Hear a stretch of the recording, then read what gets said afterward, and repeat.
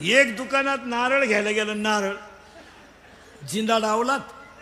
नारळ घ्यायला गेलं, नारळ घ्यायला गेलं तर त्याला एक जण दुकानदाराला म्हणला केवढा हो? दुकानदार म्हणले 25 लाख. इतका माग? तो शेजारचा जोडीदार आला त्याचा, तो म्हणला काल शेला विकत घेतो, कोकणात फुकट. मग यानं डोकं वापरायचं की नाही, कोकणात जायचंय. जिंदाड कोकणात गेलं, नारळलाही झाडाला, हे झाडावर चढलं, फटका हाणला, सटकलं, लटकलं, खाली 200 फूट खड्डा. मग फुकट लटकलं का इकत?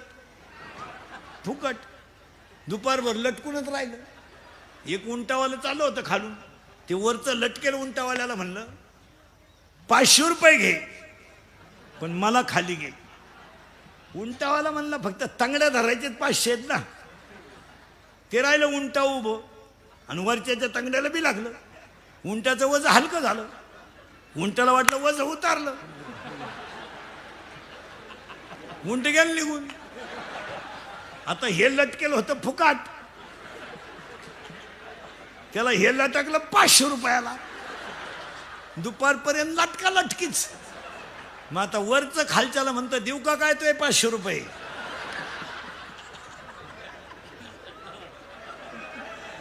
खालचा म्हणणं अजून 1000 घे पण वरचा हात सोडू नको. का?